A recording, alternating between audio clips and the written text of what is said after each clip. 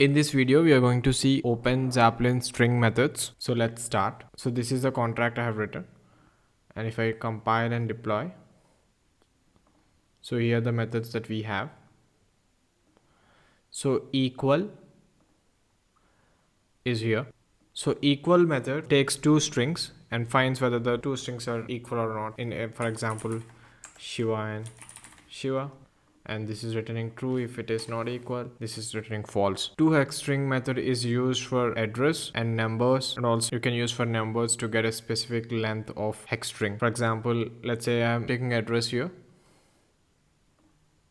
and if I want to convert into hex string, this is a hex string of this address. If I take a number, if I try to convert to hex string, this is hex string of this particular number. But if I convert 22 and of length 8, so this is going to make the length of this 8 bytes, and the total length of string will be 16. So you can specify length of the hex string that you want to get. So the value of this and this are same. And let's say if you want to convert a number to string, for example, you want to convert 25 to a string.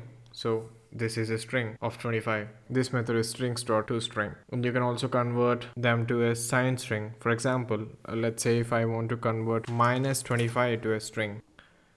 So the string of minus 25, but in this case, this will not work. This will throw an error.